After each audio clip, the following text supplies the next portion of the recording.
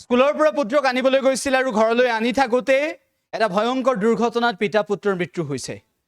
এই মুহূৰ্তত আমি আপোনালোকক জনাব বিচাৰিছোঁ যে এটা ভয়ংকৰ শিহৰণকাৰী পথ দুৰ্ঘটনা সংঘটিত হৈছে আৰু যিটো দুৰ্ঘটনাত মুহূৰ্তৰ ভিতৰতে শেষ হৈ গ'ল এটা সপোন।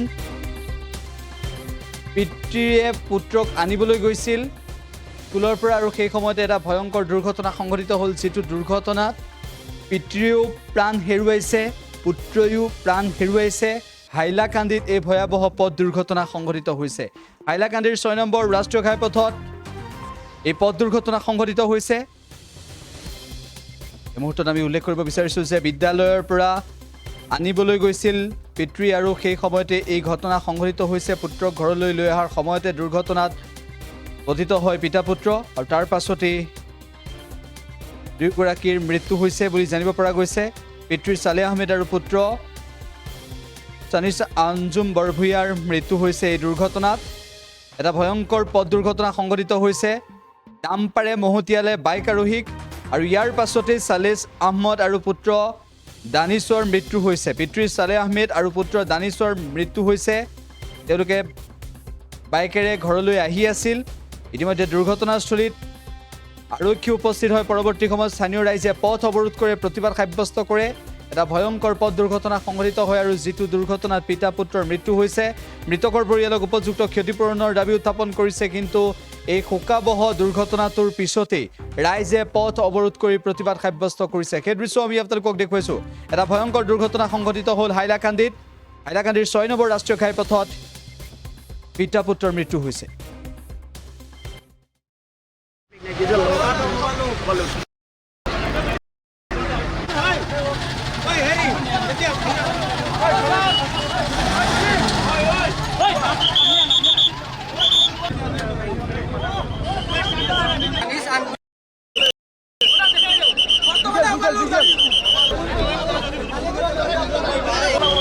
Number plate naik diesel.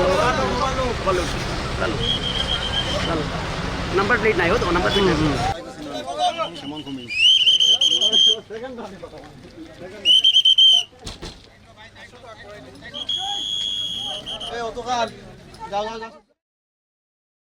আজি যেটো এক্সিডেন্ট হয়েছে একটি মর্মান্তিক ঘটনা। আমি দেখেছি যে হাইলাকান্দি ন্যাশনাল হাইওয়েত সদায় প্রতি সপ্তাহে একটা এক্সিডেন্ট হয়ে থাকে। এর কারণটো হলো ন্যাশনাল রাস্তাটোর অবস্থাটো এমন বেয়া। তার পিছত আমি দেখিছোঁ যিবিলাক ডাম্পার গাড়ী সদায় চলি থাকে, সদায় ওভাৰলোড গাড়ী চলি থাকে। ইয়াৰ ৰাইজে সদায় কমপ্লেইন দি থাকে পুলিচ প্ৰশাসনক যে ওভাৰলোডটো বন্ধ কৰিব লাগিব, এই ডাম্পাৰৰ দূৰত্ব বন্ধ কৰিব লাগিব। আজি আপোনালোকে দেখিছে আমাৰ ইয়াত যেটো এক্সিডেন্ট হৈছে তাত যেজন ল'ৰা আৰু বাপ, তেখেতৰ নাম পিতা পুত্ৰ, তেখেতৰ নাম ছালেহ আহমেদ বৰভূঞা, তেখেতৰ পুত্ৰ স্কুলৰ পৰা ঘৰত লৈ অহাৰ সময়ত পিছৰ পৰা আহি মাৰিছে এই ডাম্পাৰটোৱে। আজি ডাম্পাৰৰ যেটো ড্ৰাইভাৰ আছিল তেখেত মদপান কৰিছিলে, তেখেতৰ ড্ৰাগছ আছে গাড়ীত। ইয়াৰ পিছত তেখেতে এক্সিডেন্ট কৰিছে। একটি বুজি পুনি এইটো এক্সিডেন্ট নহয়, এইটো মাৰ্ডাৰ হৈছে। আসলে আজি যেটো হৈছে এইটো মাৰ্ডাৰ হৈছে।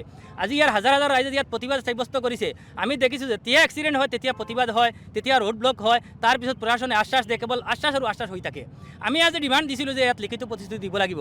তাত পুলিচ প্ৰশাসনৰ SP মহোদয়া ইয়াত আহিছে, ADC মহোদয়া আহিছে, তেখেতে এটা লিখিত প্ৰতিশ্ৰুতি দিছে যে এজ পাৰ গভৰ্ণমেণ্টৰ ৰুল মতে তেখেতে ৫ লাখ টকা দিব। কিন্তু আমি ডিমাণ্ড দিছোঁ আজি যেটো এক্সিডেন্ট হৈছে তাত ড্ৰাইভাৰটো এৰেষ্ট কৰিব লাগিব, পুলিচে চোৱামতে তাত FIR কৰিব লাগিব এবং এই ডাম্পাৰৰ দৌৰাটো বন্ধ কৰিব লাগিব, ওভাৰলোডিং বন্ধ কৰিব লাগিব।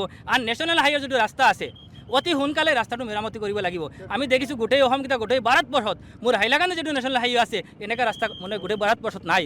তাই আজি হাইলাকান্দি জিলা প্ৰশাসনক মাননীয় মুখ্যমন্ত্ৰী মহোদয়ক আমি আহ্বান কৰিছোঁ যে হাইলাকান্দি নেশ্যনেল হাইৱে ৰাস্তাটো মেৰামতি কৰিব লাগিব। আৰু আজি যেটো এক্সিডেন্ট হৈছে এই পৰিবাৰক 10 লাখ টকা ক্ষতিপূৰণ দিবই লাগিব। আৰু এই পৰিবাৰত আমি ডিমাণ্ড দিছোঁ যে চৰকাৰৰ ফালৰ পৰা এটা চাকৰি দিব প্ৰদান কৰিব লাগিব, যেটো ADC মহোদয়ে লিখিত প্ৰতিশ্ৰুতি দিছে। যিকোনো খবৰৰ বাবে যোগাযোগ কৰক 7099017330 লগতে 7099017110 নম্বৰত।